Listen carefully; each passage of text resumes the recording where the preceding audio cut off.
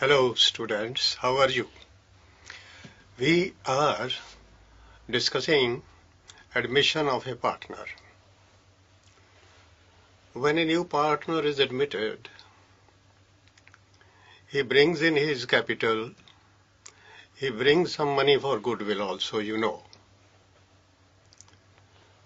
And the old partners have been carrying on the business for quite some time. It is necessary that before the new partner is allowed entry into the business, the assets and liabilities of the old partners should be revalued and reassessed. Why should it be done? It is important to understand it properly. If old partners, these are old partners A and B, and new partner is outside the business, he is trying to come in. Now these two partners have been carrying on the business for quite some time, and during this course some of the assets must have increased in value, some other assets must have decreased in value, some assets must have been depreciated, the value of some assets must have gone up. If there are any losses or gains,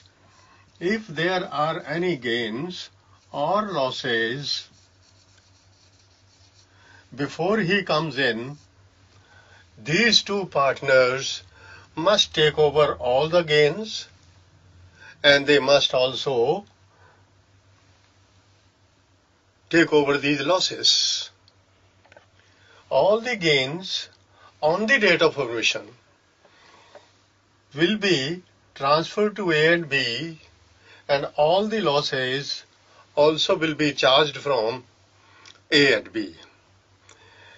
If there are gains, A and B would not like these gains to go to C, because C was not there when the values went up.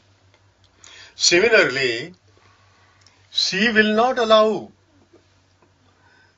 the old partners to ask him to suffer losses. He will say, okay, Mr. A and B, if you are taking the gains, you must not take the losses. Why should you ask me to suffer?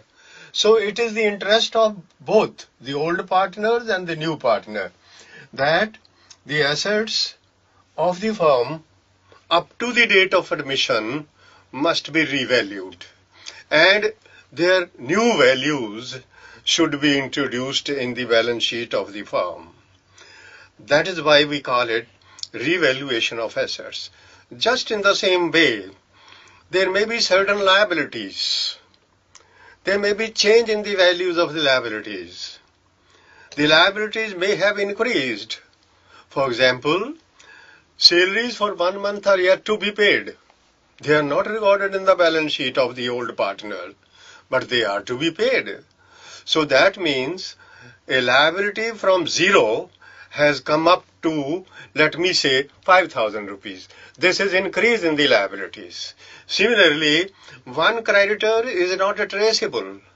Either he has gone out of the country forever, or he is already dead. So no amount will have to be paid to that creditors. This is a gain to the old partners. So old partners will take away this gain. So therefore, my dear students, before C is allowed entry, the assets of the old firm must be revalued. That is called revaluation of assets.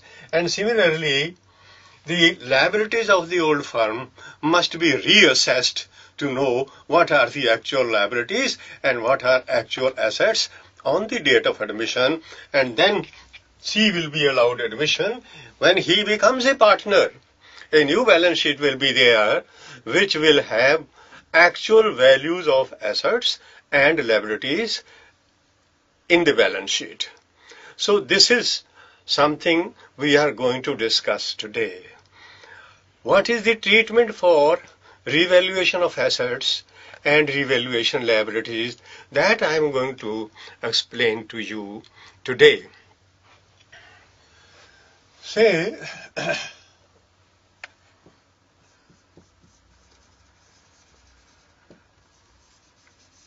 machinery has been depreciated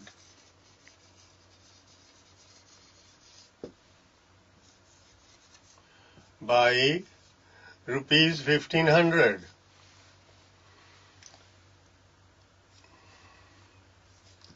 Value of stock in hand has increased by rupees 2000.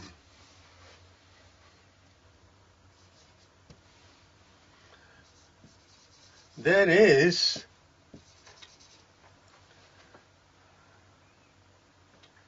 an outstanding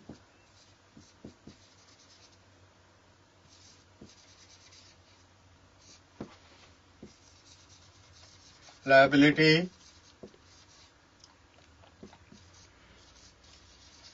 for salaries amounting to rupees 1200.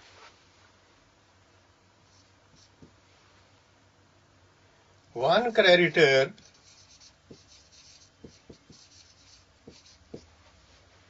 is not likely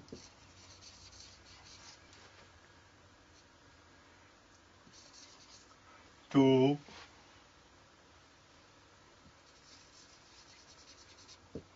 claim an amount of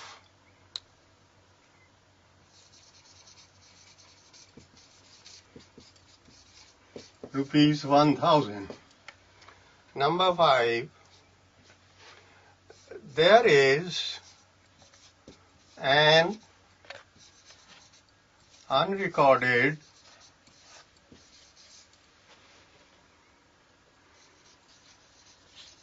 asset for rupees 5000.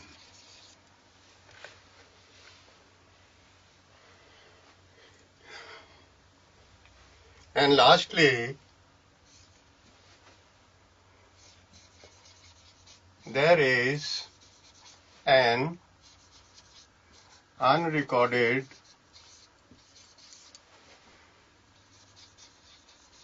liability for rupees 400. Now these are some of the transactions which have taken, and all these things are there. They happened on the date of admission. The old partners will ensure that entries for this are passed before the new person is allowed entry. For this purpose, in order to record these entries, the old partners A and B will prepare an account which is known as revaluation account. They will prepare a revaluation account. Revaluation account. This revaluation account is prepared